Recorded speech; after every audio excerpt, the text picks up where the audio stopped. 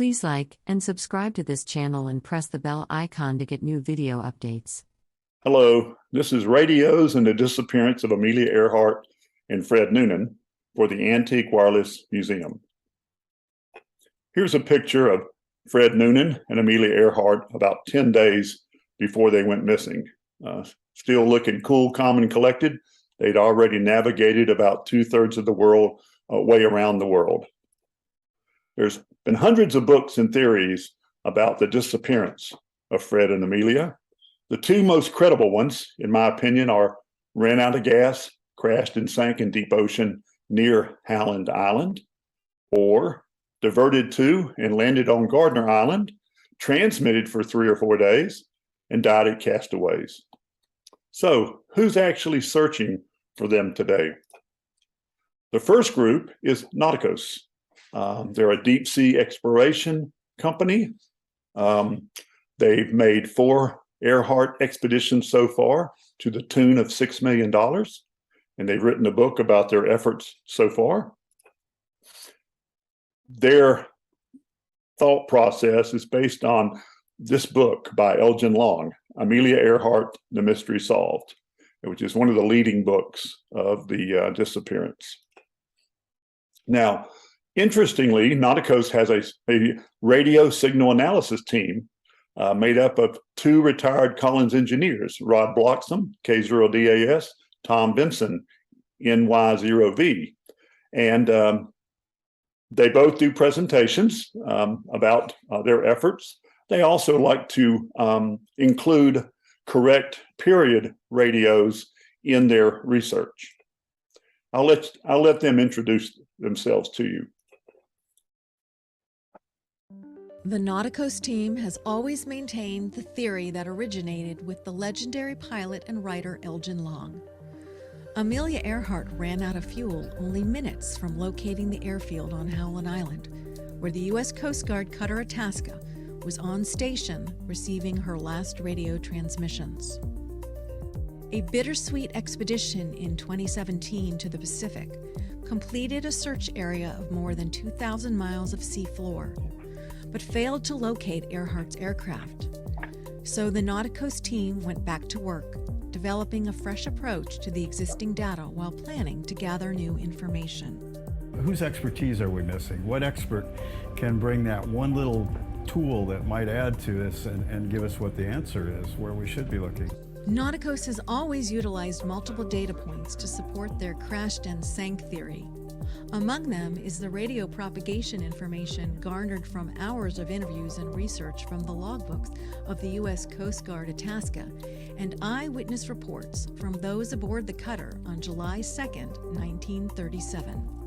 We're what's known as the crash and sank theory, which was first publicized a lot by Elgin Long in his book, Amelia Earhart, The Mystery Solved. His theory is that she simply ran out of gas, had to ditch in the ocean somewhere near Howland Island. And that airplane eventually sunk, and it's in the bottom of the ocean waiting to be found. Since 1999, the retired Collins radio engineers have focused on determining the technical parameters and performance of each of the system components comprising Earhart's high-frequency, or HF, communication link. In the Earhart mystery, as she's approaching Howland Island, she makes several radio transmissions by analyzing how strong the signal is and a bunch of other parameters, technical parameters about the airplane and the radios she used and the radios on the Itasca. We should be able to determine the distance that the plane was from the island during these various radio transmissions. This was initially accomplished by computer modeling. Well, one of the big questions is, can you trust the computer program? How do we know it represents reality? Obtaining and restoring all of the scarce 1937 equipment prevented such tests, until now. It's hard to find some of this old equipment. For one thing, it was very expensive back in the 30s. They didn't make very many of them, and then even fewer of them survive today. The thing that really kicked us off here was the Western Electric 13C transmitter. This is the only one that anybody has ever heard of or saw. I was fortunate enough to be able to buy it and restore it. without that, it would leave a big gap or hole in trying to do what we're doing today. So Nauticos, they've done 4 expeditions so far. They've searched approximately the size of Connecticut, around 2,500 square miles, in deep ocean northeast of Howland Island. Since they still haven't found anything, so the signal analysis team continues to do testing, including some antenna testing aloft with a similar sized aircraft. And also from the Itasca's point of view, they also have been doing some signal strength testing afloat. The best site to find out more is nauticos.com or search on Amelia Earhart radio test. Now, I found out recently that there was an AR-60 in the AWA Museum, and that Rod had found this out in 2001 and actually traveled to the museum to test there. And he says a very advanced receiver designed for its day. It's just a shame it didn't have an S meter. And one of the conspiracy theories around this time was that one of the reason why Amelia and the Itasca were unable to make good two-way communications was that the 2 receivers on the Itasca, which were RCA AR-60s, actually the Coast Guard version, were no good. So Rod determined to find out if that was the case, and it certainly is not. Now, in 2004, Rod and Tom actually found out through Peter, VE3AX, that the Hammond Museum had a Coast Guard variant, Coast Guard radio number 32. In the museum, they traveled up there and actually took it to Peter's home shop and tested it there.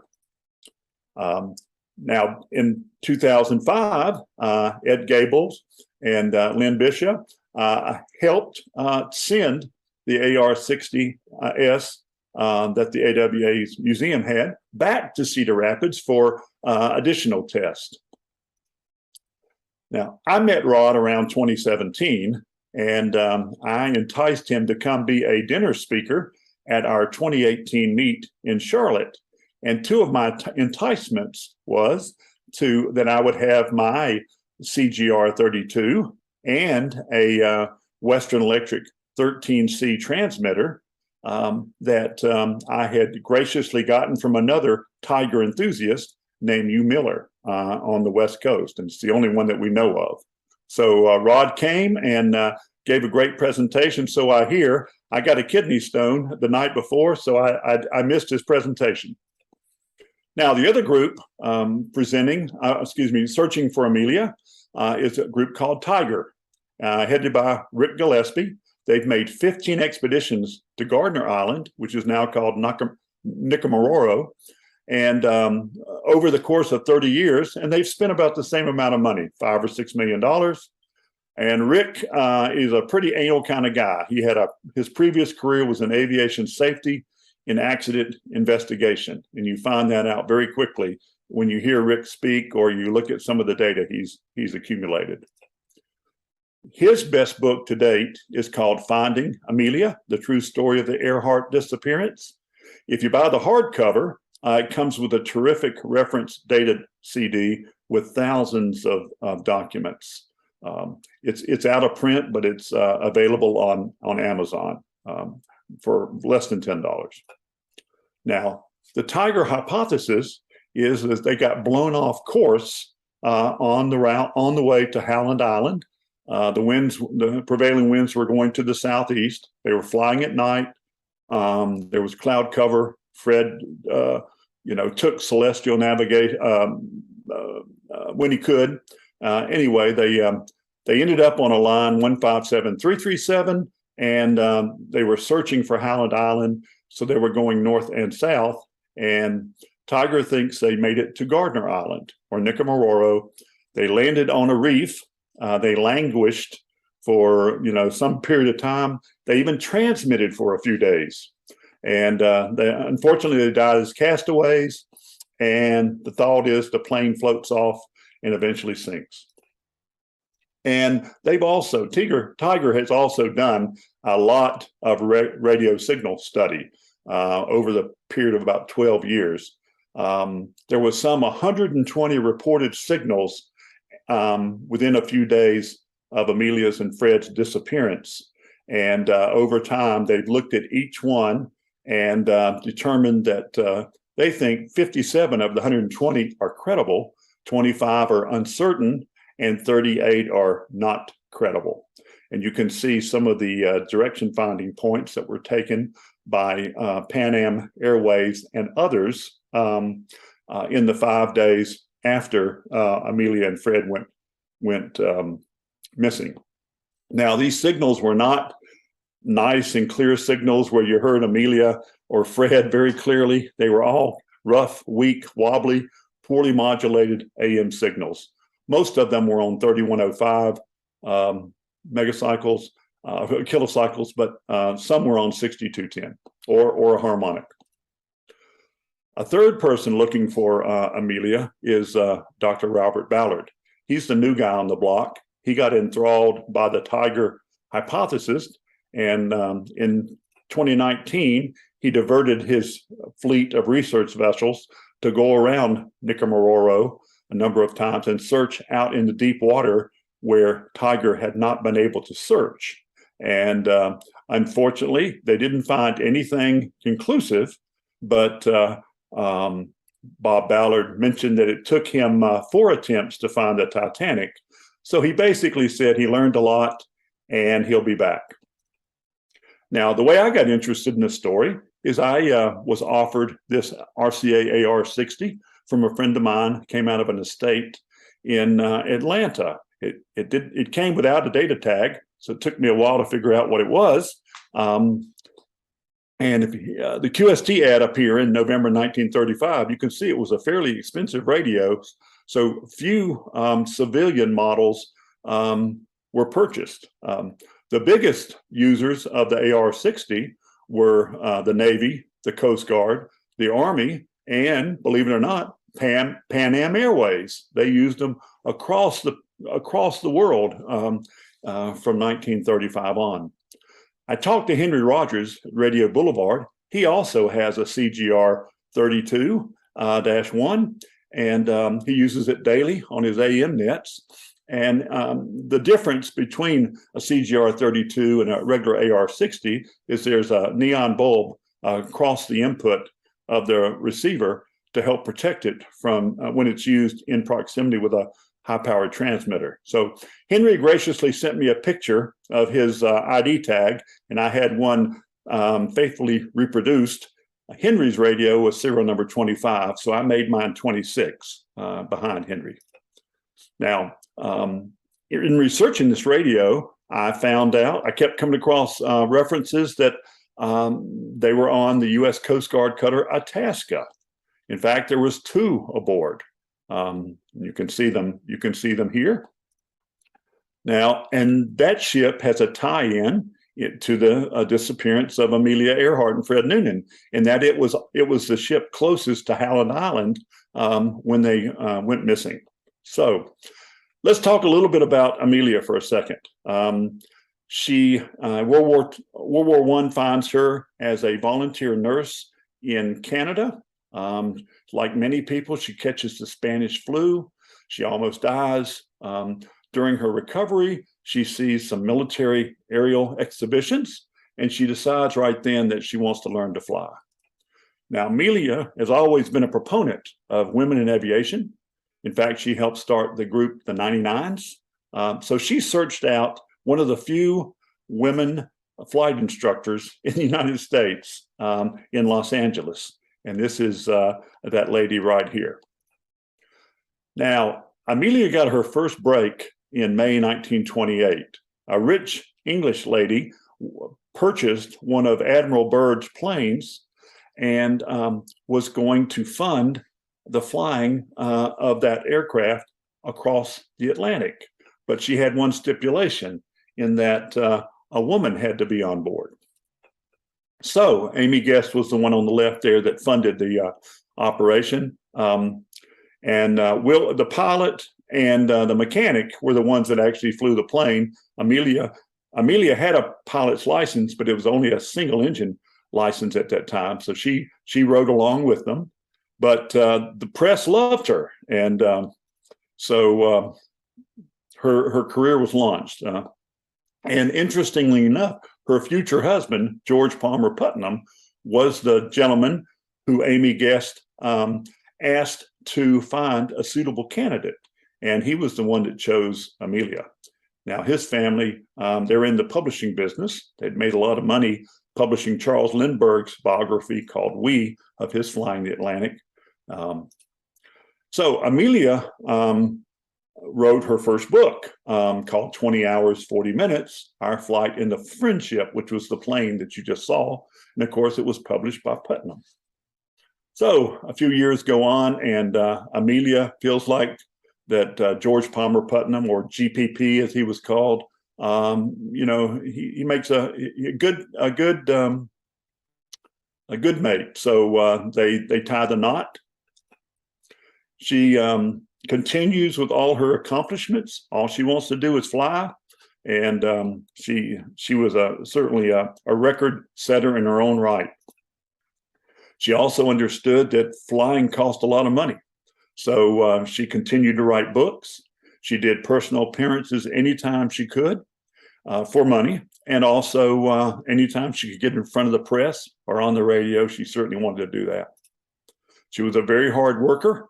Here she flew a gyrocopter across the United States for Beechnut Packing Company.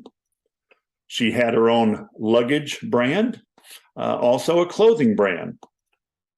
She also made quite a bit of money selling mail covers, stamped mail covers, which the stamp collectors of the world liked. So anywhere she went, she would take these covers and then mail them back. And Gimbel's department store in New York would sell them for, let's say, $5 a piece. And Amelia got $2 or $2.50 for each one of those. She was extremely famous, probably the most famous woman aviator in the United States. Here she is on the cover of McCall's magazine. She also had an Amelia Earhart week, thanks to her friendship with Eleanor Roosevelt. Now, about this same time in the United States, airmail was evolving. Previously, mail had gone by train, typically across the country. Folks said, hey, it would be faster if we flew it. Of course, all flying was visual, and typically they would fly over, they would follow railroad tracks or primary highways, and they would make some gains during the day, but at night they would put the mail back on trains, and then in the morning they would take the mail off, put it back in planes, and fly it forward. So the next step was to create a system of airway stations across the country. Here's an aerial view of one such station. The station name's on the roof. It has a big arrow pointing to the next station. And there's also a big light beacon there. And depending on what lights the beacons put out, the pilot could tell whether or not they could land there in emergency or not. So these stations were spaced out every 20 or 30 miles to aid in visual flying at night. Here's, instead of wooden arrow, here's a big concrete arrow still out in the desert, pointing to the next stop. Now, radio was added around 1920, and so that these stations could talk to the pilot, either with voice or Morse code, and also pass along weather, do weather reports, and that type of thing. Now, in that picture, you happen to see the National Moving Coil Airways receivers. There was various models, RCD through RCQ. They're beautiful radios. They show up at Hamfest from time to time. Prior to that were the RHM and the AGS, the Aviation Ground Service radios. that came out, and these had a lot of coils. And one of the complaints was too many coils, too much to deal with. In one of those radios, they had to power off to change the coils, which was another bummer. Here's an evolutionary step radio in between the two that you've seen. Notice the data tag at the bottom: high frequency receiver model RHP, U.S. Department of Commerce, Aeronautics Branch, Airways Division, Lighthouse Service. So this was not used in a lighthouse, but it was used in the airways stations, which were under the Lighthouse Service during the time that they were setting up the light beacons, because the Lighthouse Service knew light beacons. In this particular radio, it looks like you have two plug-in coils, but actually that's one module with two formed coils in it. So we were moving toward the HRO type of coil, where instead of having individual coils, you had a module to plug in. Now, if you were flying across the United States back then, you would typically use 3105 KC at night and 6210 during the day, and it could be CW or voice. Now, outside the United States was a totally different animal. Basically, it was used the same frequencies and modes that the ships at sea use, which means CW, and it also means VLF. So, and of course, visual navigation is not possible across the entire ocean either. So the market leader in radio telephone equipment for airplanes circa 1930 was Bell Laboratories, or their selling arm, the Western Electric. So here's a turnkey system of radio telephone equipment based on the Western Electric 8A transmitter. And also note the cup style microphone that Mr. Brook is using here. Now, Amelia's home airport of Burbank, California, used these Western Electric aviation radios. So she would have seen them in use and talked to them and that type of thing. So she was an evangelist. She didn't really want to do Morse code. She wanted to use voice communication, which was not the standard. CW was the standard, at least at first. So anyway, but the evolution continued, and she was on the forefront of that in terms of AM voice communications for pilot use. Pan Am had the largest worldwide radio network at the time. They tried AM back in 1928. It was a no-go for them. They were heavy. They were unreliable. They had poor range, especially through static. CW signal would go at least 10 times farther than the AM signals. So they stuck with CW through the 1930s. And of course, Pan Am planes were larger than most. And so they were the first airline with dedicated flight radio operators, or FROs, which gave them a lot of capabilities that an itinerant flyer, one person in a plane flying across the country would not have. So in January 1935, Amelia Earhart became the first person to successfully fly solo from Hawaii to California. Lots of people had tried, lots of people had died, but she made it a go. She had a secret weapon, I think, named Paul Mantz. He called himself a precision pilot. Certainly his job was to make Amelia successful, and I think he did. Here's a Radiocraft April 1935 article. I love the name, Amelia Earhart's Shortwave Radio Never Failed. And it shows pictures of the Western Electric 8A transmitter. It has a 2-frequency switch on it, 3105, 6210. She had a trailing antenna that she had to remember to roll out to a certain length and also roll back in before she landed. So Paul Mantz, he was in charge of everything technical. He did a radio plan. He talked to some broadcast stations on the West Coast and some airway stations on the West Coast. He also took the plane up he oversaw the radio installation. He took the plane up to 12,000 feet over Honolulu, and he found out, yes, he could talk to the west coast of the United States, and they could message back to him. And the way they were doing it here was that he would talk on his 50-watt radio, and KFI, which was the strongest AM broadcast station on the West Coast in LA, 50,000 watts. They would answer back. And the other thing about that is eventually, once she made her real flight, the public could listen along. So Amelia wanted a big audience, and this mode of communications gave that to her. She wrote an article for National Geographic magazine in May 1935, where she says this was the first use of civilian aviation long-distance radio telephone. She said they got special dispensation from the FCC to allow transmitting on 3105 and 6210 outside of the United States. Basically, she talked on one of those two frequencies. People heard her, and strong AM broadcast stations responded back to her. And again, while also broadcasting to a large radio audience, which was certainly her goal. And she, during this flight, she spoke to her husband, George Palmer Putnam, through this arrangement. Now, here's a very unusual looking receiver. I saw this one in the National Air and Space Museum in Washington. This is her 1935 receiver that she used on that flight from Hawaii. If you look close, you can see some of Paul Mant's handiwork.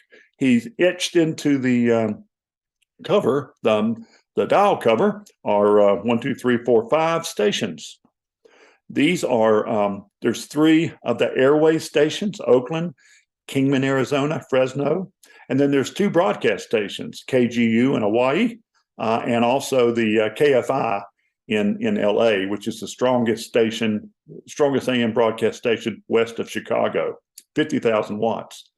Now, I don't know very much at all about Western Wireless Limited, San Francisco. I think it's interesting that the radio has a General Electric dial across the front. The only one I've ever seen is in the in the National Air and Space Museum. The ID tag says it's a Type 7 receiver and serial number 141. So hopefully there's a few more out there for us to try and collect. So this was a very successful event. Purdue University says, hey, we like Amelia's focus. We want her to be an adjunct professor focusing on advancement of women in aviation. And she heartily agrees. Here she is on top of her new Lockheed Electra 10C aircraft, which she called the Flying Laboratory. And you can see a number of her Purdue students below. Now, Amelia excelled at finding sponsors and doing product promotions. And everybody wanted on board her plane. As such, there were constant changes on that plane. Equipment would come and go very often. So she had a new plane. She needed a new goal to keep herself in the limelight. She decided on first woman to fly around the world at the equator, and she called it the Round the World flight. Planes were already flying commercially across the Atlantic and up and down the North and South America, and beginning to fly across the Pacific as well. So, she just had to find something that was unique, and she did. Now she had a new plane, so she got some new radios, also from Western Electric. She got a 3-frequency radio telephone transmitter, the Model 13C. It's a Model 13CB in her case. It was modified for A1CW as well. But it's 50-watt AM transmitter, used a carbon mic, 3 channels or 3 frequencies, crystal controlled. Because it had a carbon mic, you can imagine it had less than high fidelity. It was screen modulated, which means the output depends on how much modulation If you just key the mic and don't say anything, the very little power, maybe 8 to 15 watts out. But if you modulate it sufficiently, you'll get 100% modulation out. And they did that for a number of different reasons. Here's an inside picture of the Model 13C. This is the only one we know of, by the way. So we've got 3 crystal positions, 3 tuned input modules, and they were set for a certain range of frequencies. And then you had 3 separate output tank circuits. So a 3-channel independently tuned transmitters. The output tuning adjustments could be done from the outside of the transmitter through these little windows.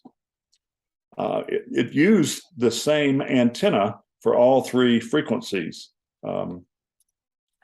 Now, it had a flexible linkage, like a speedometer cable, to the cockpit where there was a frequency lever switch, 1, 2, or 3. Also, power and a lot of other signals came in through Jones plugs. Here are some test points and other connections on the other side of the transmitter here, including the mic connector. Here's a picture taken somewhere end of 36 or early 37 of Amelia's 10C airplane loaded with huge gas tanks. And you can see the 13C transmitter down on the floor at that time. Also at the top, you see something that says base of Hooven domed loop. We'll talk about that in a second. Now, she also got a new receiver, and it was basically a remote head version of this receiver, the Western Electric 20A aviation receiver. And her remote head version had the same user interface, so to speak, as this tabletop receiver. So it had 2 crystal controlled frequencies, or you could do manual tuning, which is very handy if your 2 primary frequencies that you're using are 3105 and 6210. It did not have a BFO, so it was an AM only or an A2 modulated CW. Of course, the military used A2. Some other folks could use A2. So, and I've read that there was a modification available from Western Electric adding a BFO, but we do not know if Amelia had that or not. But here's a picture of the 20B and the 27A head. Here's Amelia doing the product promotion with the head of Western Electric. You can see where the remote head fits into her the center of her dashboard. Here's a picture of the remote head in the center of the dashboard. And at that time, the plan was to use CW. So you can see a nice little Navy key strapped over in the co-pilot seat in the picture as well. Now, the dream was automatic direction finding, a radio compass, but it wasn't perfected yet. The leader at the time was a fellow named Hooven. He had a Hooven radio compass, and Amelia actually tried it out early 1937. And you can see it, the dome on the top of the aircraft here. Here's Amelia doing another product promo, pointing to the power supply of the Hooven compass on top of her gas tanks. Now, for some reason, and it depends on which book you read, why did she not continue to use this? Well, everybody says it was a prototype. Some comments, the 2 main comments seem to be it was ditched to save weight, or it was unreliable. And, again, it would be a tremendous tool flying inside the United States. It might be less useful flying internationally because of a lack of AM broadcast stations on our same frequencies worldwide. So for whatever reason, it didn't work out, so it was removed. Amelia went back to a traditional loop, and you can see she's still using her Western Electric receiver there in the middle of her dash. Now, we're going to be talking about direction finding just a little bit. How did they do direction finding back then? Well, let's say you're trying to work between the ground and the air? Well, either the ground or the air sends long dashes, or what they call MOs, M-O, right? If you send that in Morse code, slightly less than 100% duty cycle, what they're trying to do is not burn out the transmitter or not burn out the dynamotor. And this happened to Amelia at least once during some of her practice runs. So let's say the airplane holds down the key, and then the party on the ground tunes for a minimum. And they also have to figure out which direction. You actually get two minimums. So typically you either have to have an idea of where the party is or use a sense antenna. Now, here's a picture of the Pan Am Model DFL rotating loop. They use these at all their airports, early 1930s. And the loop itself is a diamond-shaped loop, you can see in the picture on the right. Later on, as Pan Am planes got larger, and because of the fact that they had RTOs, radio telegraph operators, they could actually tune the minimum as well. So that was another option for them at that time. But Hugo Luderitz, who was the head of Pan Am's radio communications, he felt, at least at first, that there were more resources on the ground than there were in the air. Therefore, the person on the plane should hold down the key, and the person on the ground should take the fix, the DF fix, and then let the airplane know via radio, whether they're on course or not. Now, Pan Am's direction finding systems continually evolved from 1928 at least through 1934 and 35. Pan Am was trying to fly across the Pacific. They had to have consistent, good radio direction finding to fly across the Pacific. They came up with what they called a dual adcock, which is actually two different sets of adcock antennas, an outer and an inner. And that's what you see here. They were also using frequencies higher than typical ships. They were using frequencies typically between 3 and 8 megacycles for this. The idea is you would use the outer 4 towers, and the towers were holding vertical dipoles up. That you would use the outer system as the plane, was in the distance, and as it got closer, you would switch to the inner system, and the towers were more closely spaced. Here's a picture. So basically, a dual adcock. They showed up at every Pan Am base across the Pacific, and here's Alameda that you can see it in the distance. Now, here's a very rare picture of a Pan Am direction finding operating desk. Since the antennas were fixed, you needed something that you could tune to figure out the phase of the antennas, and they did that with goniometers, and they used these on the ground and also in the planes. And again, you have a dual adcock system out there, so you have 2 receivers set up. So it gives you a bit of redundancy. So you would use either one receiver or the other, depending on what was happening. I have another presentation just about finished on the early days of early radios of Pan Am and their direction finding, and I'll be posting that hopefully soon.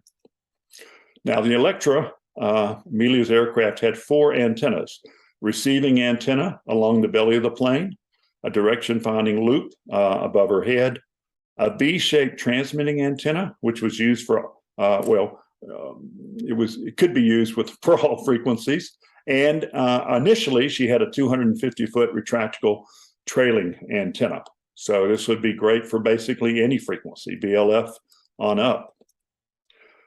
The original around the world flight crew for the first attempt was going to be Paul Mantz as a technical advisor and co-pilot, Amelia Earhart as the pilot, of course, and a gentleman named Captain Harry Manning was going to be responsible for the navigation and also the radios. Originally, Paul had done it all, but since Manning came on the scene, Paul tried to focus on helping Amelia feel very comfortable flying the Electra, because it was a huge step up from a single engine plane. This was basically an airliner of its day, a transport plane. So, and Mance was going to depart also. So he was going to get Amelia started around the world, and he was going to go get married in Hawaii. So she was going to lose him.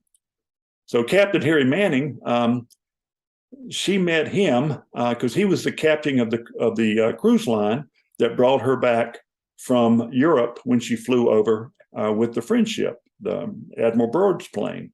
He was quite they called him the boy skipper. He was well qualified in a number of different areas, nautical navigator. He was a licensed private pilot. He was an amateur radio operator, proficient in Morse.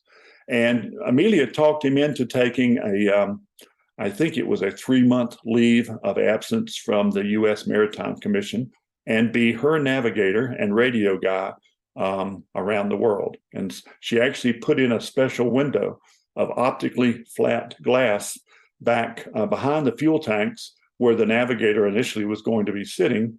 And so he'd be able to look at the stars to do celestial navigation and also look down at the water and try to figure out which way the waves are breaking to get a sense for the wind, direction, and speed. So Amelia needed somebody that would help her qualify for an aircraft radio station license with CW endorsement. And that was Manning. Manning went and took the test, and that was good. So Amelia was good. Manning also talked to Pan Am and other folks saying, hey, we're going to be doing a lot of flights. We want your cooperation. We want you to listen for us, take DF fixes, that type of thing. So he was a good person to be in that position. Now, they were doing a shakedown cruise with Manning as a navigator on board, and George Palmer Putnam was on board. And unfortunately, Manning missed Burbank by 20 miles.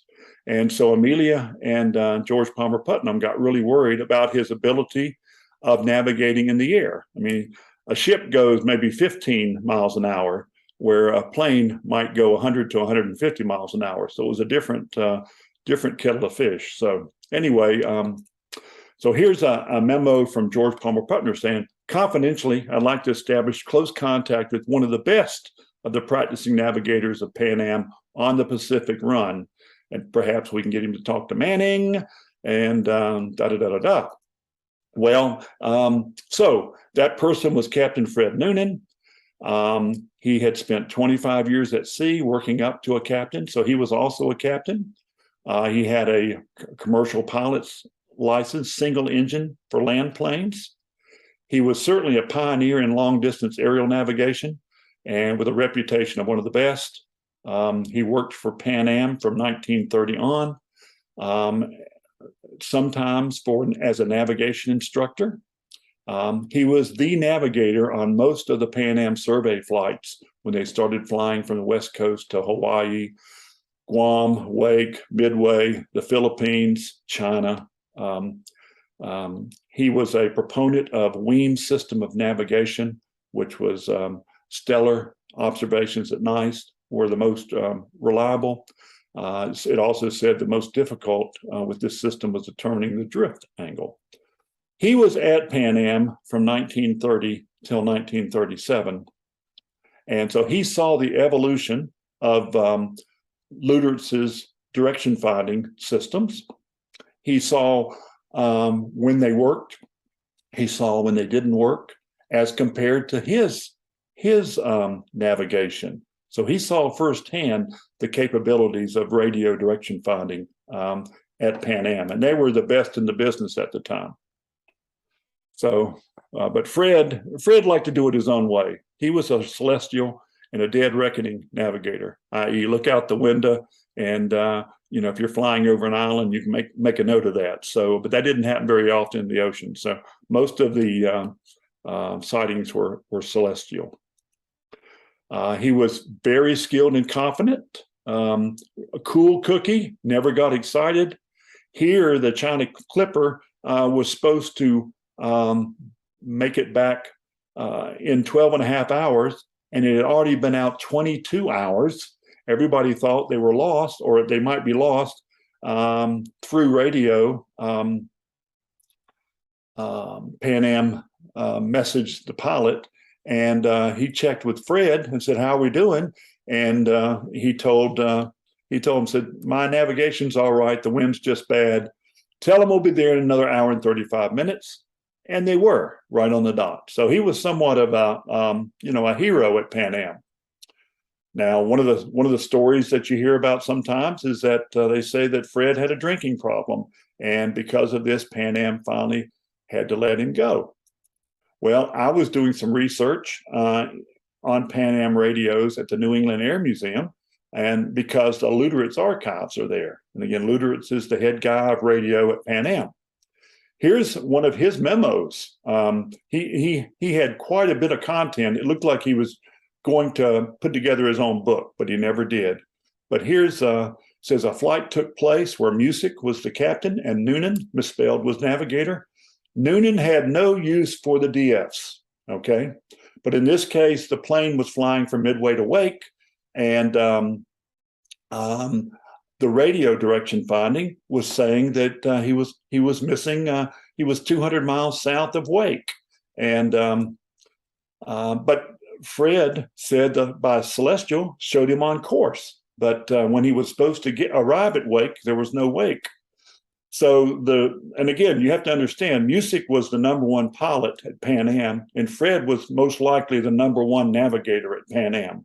And so the poor airport manager and his direction finding operator on the ground, they were struggling with, what do they say? Do they keep telling the pilot that they're missing it? But so they kind of held off. They took a number of other bearings.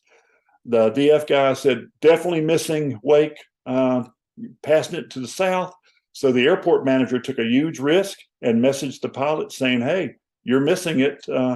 And so Music goes back and asks Noonan, "Are you sure of your navigation?" Noonan says yes. And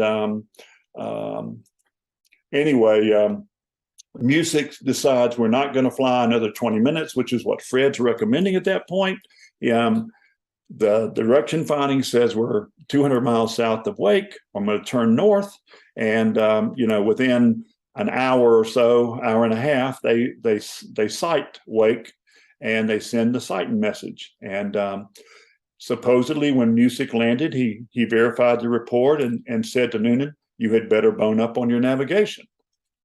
So, the real question is, it appears that on that day, Fred Noonan was bested by the evolving Pan Am direction finding system, and he was called on the carpet for it. Priester was the number 2 guy at Pan Am, and he heard about this, and so this document says, and it was shortly after that Noonan went with Amelia Earhart. So what were Fred's goals? Well, to have his own aerial navigation school. He had taught some at Pan Am, and he liked it. He also, he wanted to stop traveling. He'd traveled all his life, all his working life. So he knew that if he navigated around the world with Amelia, this would provide the publicity needed to make his, certainly set the stage to make an aerial navigation school a success. So now the team is finally set. Paul Mance, Amelia Earhart, Captain Heron Manning is going to be handling the radios, and Fred Noonan is going to be having the navigation. They're going to fly from west to east. They're going to fly from California to Hawaii. And the second leg is Hawaii to Howland Island, which is a very small target. And this was always the biggest bone of contention was Howland Island. Could they spot it? Could they make it? But so it was going to be their second leg, going this way. Harry Manning does his job. He's already set the stage by talking to the Pan Am stations. He's using CW. He's using BLF. They use a radio loop to home in on Hawaii, so a beacon. So everything works. There was a radio plan, and it was successful. Now, thanks to the Roosevelts, picket ships were standing by out in the ocean. One was halfway between Honolulu and Howland, one was off Howland, and then another one was between Howland and Lae, New Guinea, which would be the next stop. So Manning does what he's supposed to. He comes up with a radio plan for the next leg. And if you look at it, it's using traditional ship style navigation. They are talking on 3105 or 6210, but they're also on 500 kc. They're sending long dashes or mows on 375, et cetera, et cetera.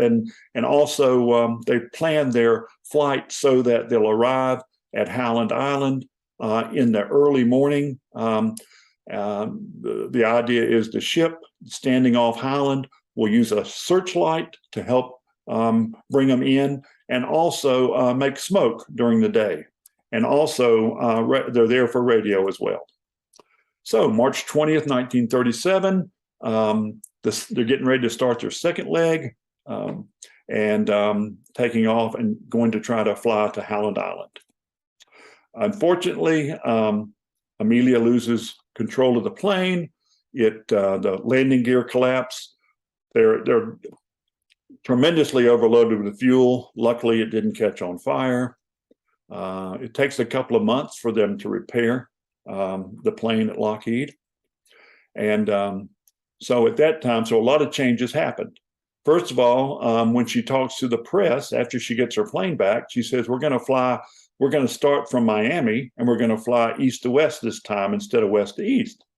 She says she's not going to use Morse code, and she's going to depend entirely on voice broadcast on 6210 and 3105. And Fred Noonan is the only crew member. And she's had some more mail covers stamped, ready to go, made up as a, take them on the trip. So there are a lot of changes on this second attempt for the world flight. Fred Noonan's the only crew. Paul Mance is gone. Manning is gone. So they have no trained radio operator, no CW operator, no trained direction finding person. Amelia made the decision to remove the 250-foot trailing antenna. So they've lost or greatly reduced their VLF capability. Amelia's left the code key behind. She's going to whistle in the mic instead of sending long dashes, if indeed she needs to do direction finding. And the V-shaped transmitting antenna, which is the only one left since they took off the trailing antenna, they modified it. It lengthened it slightly in an attempt to make it usable for on 3105, 6210, and 500 kc, which is, and you can imagine that probably didn't help things at all on any of those frequencies. Now at Miami, she had a long layover.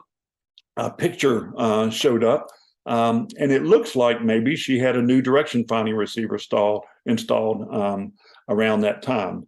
Here's the picture. It appears to be of the Bendix RA1 direction finding receiver, used a manual loop, also had a remote head. And one of the books says that Manning was trained by the factory rep. It also said there was 4 ranges on the loop coupler and 4 ranges on the receiver. But the problem was there was no manual. It was a prototype, but range 1 on the receiver did not match range 1 on the loop. So unless you were trained, you weren't going to be able to do direction finding correctly. Another change at Miami was that there was no longer a need for that extra window for the navigation happening in the back of the plane. So Amelia had it covered over with aluminum. So there's basically Fred and Amelia. They've been successful so far. They've accomplished 27 legs, trip legs. They've gone 2/3 of the way around the world. They've got 3 more legs to go. They're in Ley, New Guinea. And the next one is, again, the most troublesome one, Howland Island, 2,400 miles away. So they're also totally loaded up with fuel again as well. There are picket ships out in the Pacific to help them. This time it's the Itasca is the one that's off Howland Island. Now, Manning is gone. Everybody is, no one owns the radio plan, unfortunately. They're basically everybody involved having a long distance meeting via telegrams because everybody's off doing different things, and a lot of people are involved. So basically what you have is FUBAR, if you know what that means. So here's some of the different conversations going back and forth. And it kind of goes on and on. Everybody's got assumptions. Nobody's clarifying those assumptions. Nobody's clarifying the frequencies. The Coast Guard, for example, doesn't even know that Amelia is not going to be using CW. So there's a lot of problems potentially. Also, when Amelia arrived with Ley, she was supposed to radio ahead, say she was coming in, because Ley was actually one of the busiest airports in the world at that time, and she thought from one of those telegrams that that they knew that she would be on 6210 or 49 meters. Well, in effect, they wanted her to check in on 36 meters or 8.3 megacycles. So she just landed and never talked to the tower. There was also 3 radio findings while she was at Ley. First of all, she went up and tried a direction finding test, and she failed, unable to obtain a minimum. And she thought that the reason why that was the case was that the Ley station was too powerful and she was too close. So also they were held over at Ley for a couple of days because Fred needed time signals to set his chronometers, very precise instruments. And it took a couple of days to receive them. And so they're always around radios and the radio operators there. They were quoted by the airport manager. They said twice that they were only able to read Morse at a slow speed, and they could, to the point where they could recognize an individual letter if it had been sent several times. So neither Amelia or Fred were good CW. They didn't think themselves as CW operators at all. And also during one of the tests, the Ley wireless operator said that Amelia's carrier wave on 6210 was very rough, and he advised Miss Earhart to pitch her voice higher to overcome distortion caused by a rough carrier wave. Otherwise, the transmitter seems to be working okay. So the target for the next leg is Howland Island. It's the longest leg and it's the smallest target. It's 0.6 square miles, 4-mile coastline, and only 20 foot of elevation. And it was under the control of the U.S. Department of Interior, a gentleman named Richard Black, who had he was an engineer, but he'd been with Byrd, and he was in charge of putting in this runway for Amelia. Nobody had ever landed on Howland Island before. The other problem that no one seems to talk about is that Howland is covered with migratory birds, thousands and thousands. The Coast Guard, the plan was to have the Coast Guard go on shore just before Amelia was supposed to arrive and shoot shotguns and blow up dynamite in an attempt to get the birds off the runway.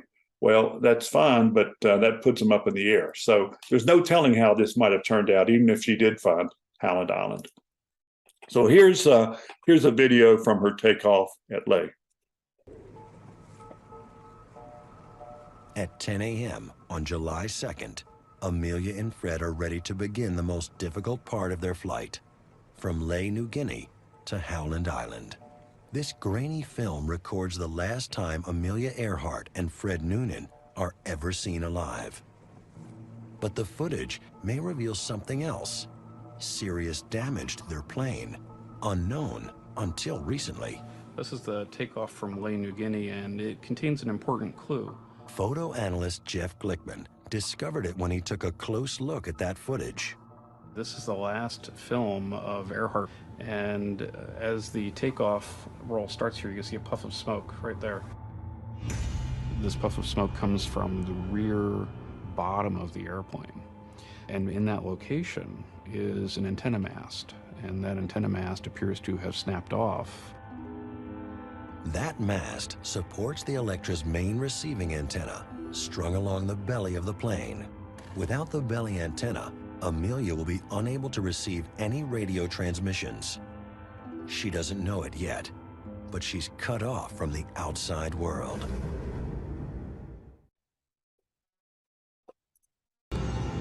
At dawn, Fred Noonan shoots the sun to confirm that the Electra is on course for Howland Island. On board the Itasca, radio operator Leo Ballard is on headphones, listening for Amelia's call. As planned, Itasca transmits weather reports and A's in Morse code to help Amelia get a fix on their location. But with her receiving antenna broken, she never hears them. The Itasca's radio logs reveal her dilemma. She asks them to track her location and guide her in. Please take bearing on us and report in half hour. I will make noise in mic about 100 miles out. She whistles into the mic so the Itasca can take a bearing on her. But that wasn't part of the plan, and they aren't equipped to get a fix on her signal. Please send on 500. If you wish to take bearing on us, go ahead, please. Go ahead, please. Ballard continues to send on different frequencies, trying to establish two-way communication. But it's obvious that Amelia cannot hear them, and she has no idea that the Itasca can hear her. As time passes, the situation grows more desperate. We must be on you but cannot see you.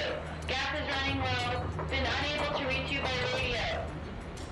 It's clear everybody's in real trouble here. This is one of the most famous people in the world. This is Amelia Earhart.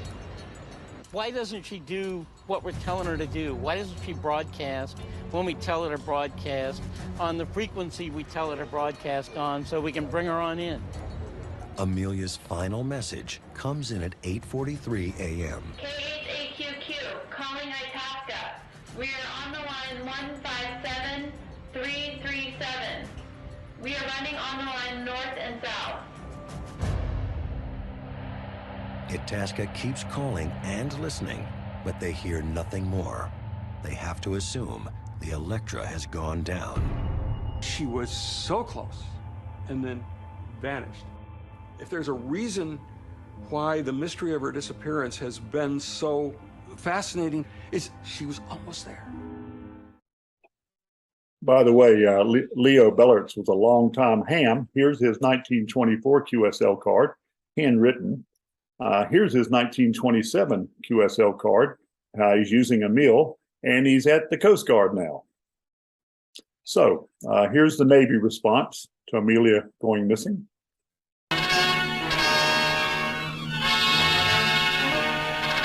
Only a short time ago, Amelia Earhart checked over every detail of her $80,000 flying laboratory in preparation for her round-the-world flight.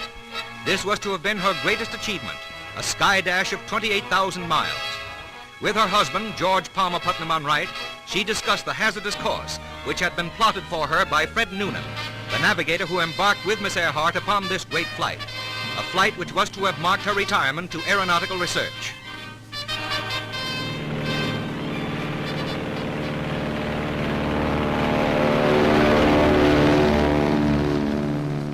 Then to a waiting world came news of disaster as the plane failed to reach tiny Howland Island in mid-Pacific.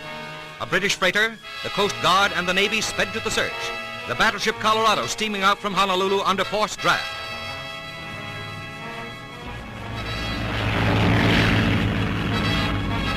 From California, the aircraft carrier Lexington, with 3,000 men and 72 planes aboard, races into the distant Pacific to join the greatest searching party in the history of aviation.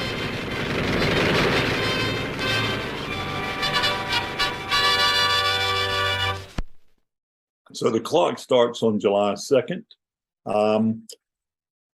The Itasca is on site. They're the closest ship.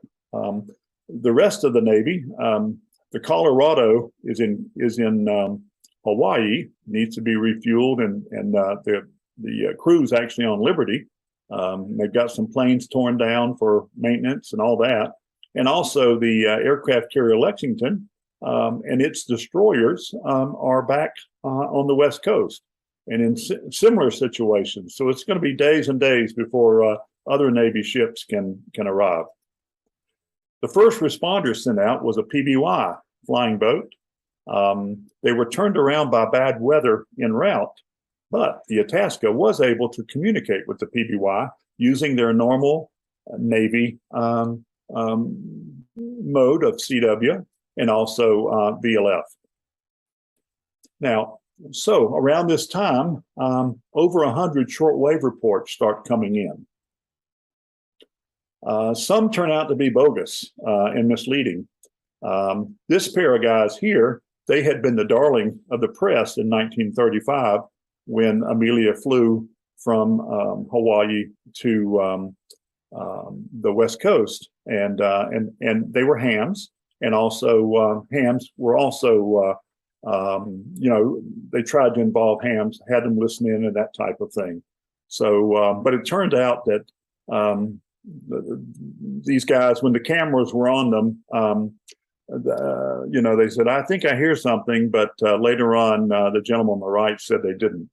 Now, the receiver there in the picture is since this is a radio presentation, that's a Patterson PR-15, and the gentleman in front of the receiver is Carl Pearson. He worked with a number of the LA-based radio manufacturers, Gilfillan, Patterson, Sargent, Breding. He was instrumental in the design of the PR-15 and the PR-16. These were high-end receivers, chrome chassis. A lot of them was built in the Gilfillan plant. So he left Patterson in 1937 after purchasing their communications receiver business. He formed another business called Pearson DeLange, and you see some PR-15s that were manufactured under that name as well. And after 1939, he concentrated on two-wave radio equipment, like police radio, for example. Now, his high watermark was this receiver, the KP-81, which is a magnificent receiver. Only a couple of hundred were made. They were released in late 45 and 1946. The problem is there was a lot of war surplus out there, so it was really hard to find somebody to spend the money for these receivers. So, but if you have one of these, consider yourself very lucky. And again, you have to wonder if when Pearson was designing this receiver, if he wasn't thinking about, not hearing Amelia Earhart. So the early reports seem to say that the airplane is down to float 281 miles north of Howland Island. So that's where everybody starts searching. And the Itasca they're on station for the next 16 days. So they're the closest to the action. So they search where they're told, of course, spend most of the time looking north of Howland Island. So some more SOSs keep coming in. As the frantic and fruitless search for Amelia continues, the world may not have heard the last from her. Within hours of her disappearance, distress calls are reported by professional radio operators and later by amateurs with short-wave sets around the Pacific and across the United States. Eventually, more than 100 reports come in, and the Navy and news media take them seriously, looking for clues. If Amelia is using her radio, she must be on land. To charge her batteries, she has to run the Electra's right engine, and it can't run unless the propeller is above water. On the night of July 3rd, calls apparently from Amelia are picked up by Pan Am Airways direction-finding stations at Midway, Oahu, and Wake Island. When they track the signals to their source, it's in the Phoenix Islands, which includes Gardner, now called Nikamororo. Again, these frequencies, 3105 and 6210, weren't authorized to be used elsewhere. So let's continue. Some of the messages could help pin down Amelia's whereabouts. In Rock Springs, Wyoming, 16-year-old Dana Randolph claims to have picked up a call from Amelia, who says she is on a reef south of the equator. A woman in eastern Canada says she hears Amelia saying that the navigator is badly injured. Perhaps the most intriguing report comes from St. Petersburg, Florida. Betty Klenk was a teenager in 1937. She often spent the afternoon listening to her family's shortwave radio, which was hooked up to a powerful antenna. And she kept a notebook handy to jot down the titles and lyrics of songs she liked. One July afternoon, while searching the dial, she hears a familiar voice. The first thing I heard was, "This is Amelia Earhart." And that startled me.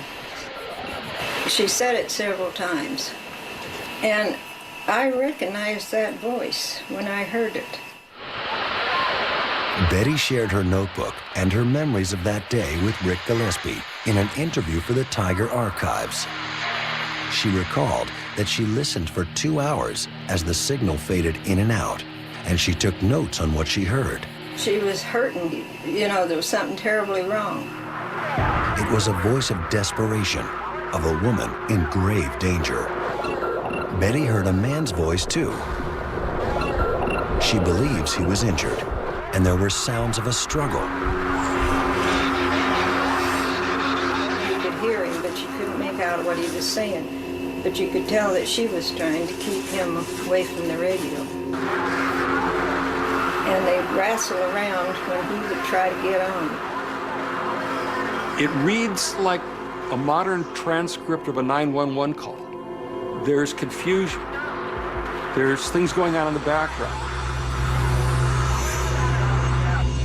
Betty remembers thinking she heard Amelia say New York City, and she wrote that down. And then she writes, or something that sounds like New York. New York City, Norwich City, Norwich City. Where we think the plane landed on the reef is right near the shipwreck, the Norwich City. And so you think of Earhart and Noonan on this island, if they don't know the name of the island, and they want to communicate the one thing about this island that is unique and the piece of information they can give, there's a shipwreck there. And the name of the ship is the Norwich City. Betty's notes about rising water would make sense if the plane were parked on the reef, subjected to shifting tides. At the time she was listening, it was nearly noon on the island. The interior of the metal plane would have been broiling hot, which could explain the injured man's desperation to get out. He was so uncomfortable and so miserable that they would just talk. And then he would kind of get out of his head again. The transcriptions in her notebook give us almost too intimate a picture of what was going on that reef. These people were in horrible trouble. Some have questioned how Amelia's signals could have traveled thousands of miles to be picked up by a few random listeners in North America. You're telling me that this young woman was the only person in the entire world that heard those communications? That doesn't seem reasonable or logical to me. But it is possible. The kind of radio that Amelia had on her plane often created extra signals, called harmonics, at multiples of the original frequency. Those harmonics can bounce off the ionosphere and travel vast distances. Radio expert Bob Brandenburg believes that Amelia's normal daytime frequency of 6,210 kilohertz would generate harmonics that could reach Betty's receiver. Those very high frequencies propagate very well. And so the way Betty described the signal, fading in and out, is exactly consistent with the way that signal would behave at that frequency being transmitted from Gardner Island. Finally, the signal faded out completely. The voices were gone. I don't know how long I sat there. I'd say probably, knowing me, I probably waited an hour. We never heard anymore. Betty may be the last person ever to have heard Amelia Earhart alive. And if she really did, chances are good that Amelia was calling from Nikomororo. So here's an aerial view of Gardner Island, aka Nikomororo. It's much bigger than Howland Island, approximately 4.5 miles long, 1.5 miles wide. At low tide, it has a very large reef, relatively flat reef all around it. Also has a lagoon in the center of it. The only landmark on Nikomororo is the wreck of the SS Norwich City, which was a British freighter that grounded itself on Gardner Island in a storm. And here's a picture of Betty's notebook. She didn't report all this at the time, but she did write down her notes at the time, and there's a number of pages. And I think, the receivers weren't direct reading. Well, anyway, it appears that she might have heard the signals on 18 megahertz. So on July 10th, the battleship Colorado finally arrives on station and searches the outlying islands to the southeast, mostly of Howland Island, including Gardner. In their report, they really didn't see anything except on Gardner. It says, here signs of recent habitation were clearly visible, but repeated zooming and circling failed to elicit any answering wave from possible inhabitants, and it was finally taken for granted that none were there. So they didn't land, and this is 7 days, by the way, after they went missing. But the strange thing is that Gardner Island had not been inhabited for many years. So the carrier Lexington and its planes finally make it on station 12 days after Amelia went missing, and they search from the 14th to the 18th. And they cover a huge area. Also, 2 Japanese ships actually joined the search, and they search for 6 or 7 days each, and they find nothing as well. So the official search ends 17 days after they went missing. It's the most costly search in history. Lots of ships and planes were involved. Putnam, afterwards, he set up his own private search, and he chartered a couple of boats to go around to the Phoenix Islands and other islands and just ask inhabitants if they heard an airplane, if they saw anything. And more importantly, he offered $2,000 reward for any information, and no one came forward. So Fred Noonan is declared dead on June 20th, 1938. Amelia shortly thereafter. George Palmer Putnam publishes one last book called Last Flight, based on the telegrams that she sent during her around the world flight.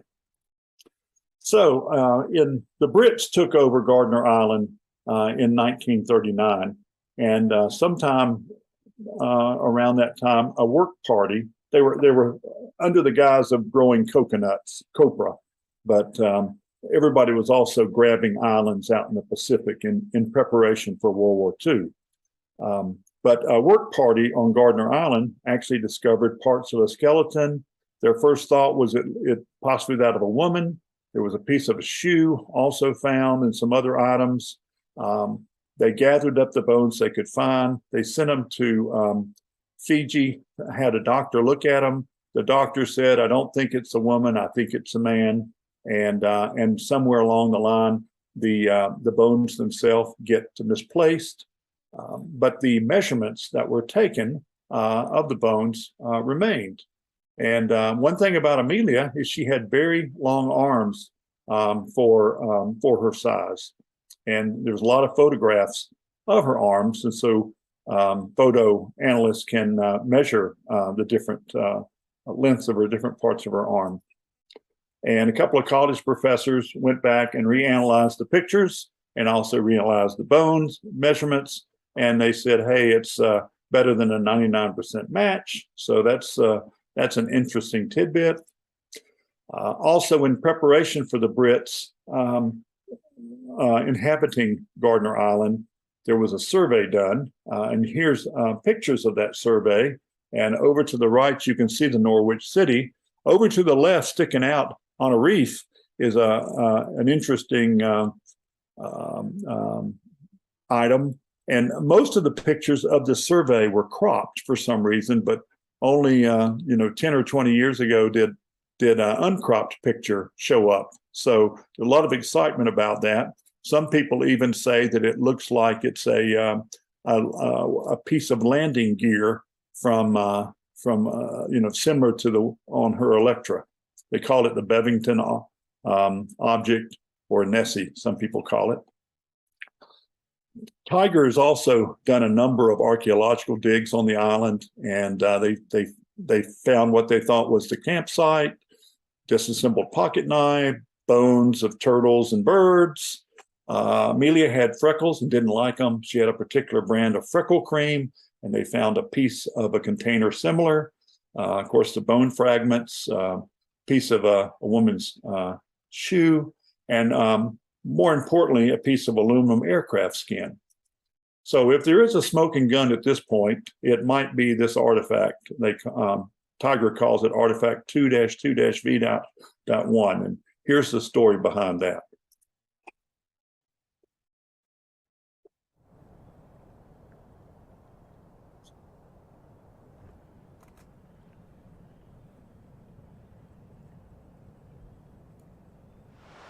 Who found this? Rick and I spotted it, and John also spotted it. It looks like it was removed from whatever it was removed from with tin snips. Up here. Very roughly, to snip, yeah, kind of. But this side was torn. Think so? I don't see tin snips here. Do you? Well, I really... think it failed along the rivet line, the big rivet line here. And there's one rivet there. And there is one rivet present. Nice flat head. These are very precisely I measured them aligned. exactly on a 1-inch center. And that says aviation. There's a lot of information on this thing. And we can learn things about this.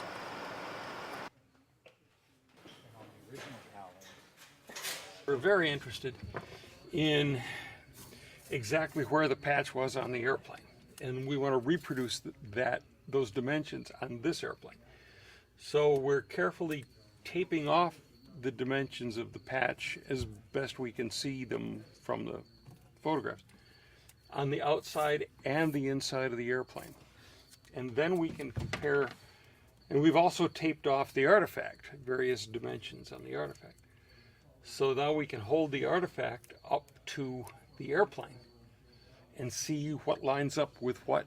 It's one thing to just hold a thing up and say, yeah, that looks like it's about right. And it's another thing to quantify it with actual measurement. And say, okay, this is so many inches from here, and it's the same on the artifact, if it is.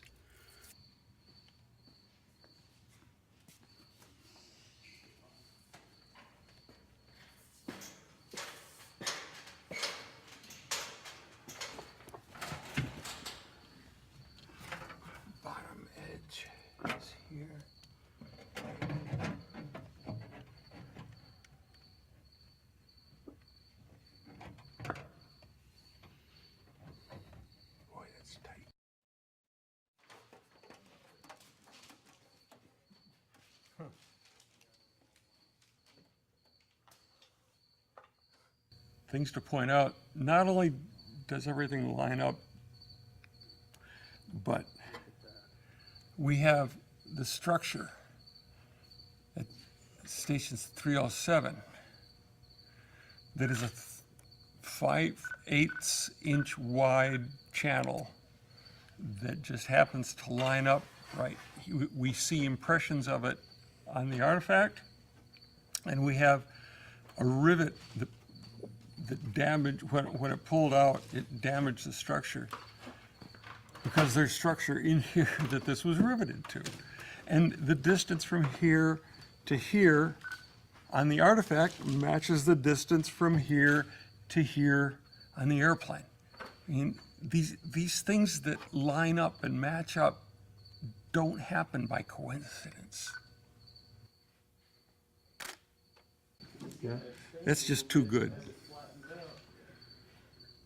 Consider the null hypothesis, that this is not the patch on Earhart's airplane. This has nothing to do with Earhart's airplane. This is a random piece of airplane wreckage that happened to wash up on the same Pacific island where we have so much other evidence that Earhart ended up.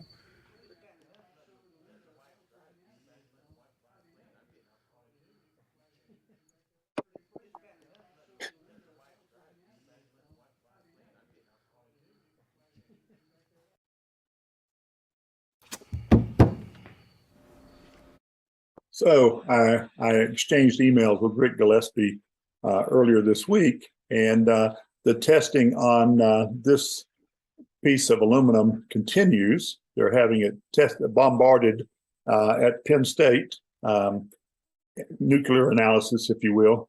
They're also continue to try to match it up with other aircraft. The idea being every aircraft they try that doesn't match, then they can say, nope, it didn't come off of a C-47, for example. Rick's got one more book coming called One More Good Flight, The Amelia Earhart Tragedy. Covers the last 3 years of her life. He's going to be published by Naval Institute Press. And TIGHAR has no current plans to return to Nicomaroro, but that could certainly change if they can find a benefactor, a sponsor. And that's also true for Nauticos. So radio didn't save them, but could it have is the question. And of course, the search for Amelia and Fred and the aircraft continues. Please like and subscribe to this channel and press the bell icon to get new video updates.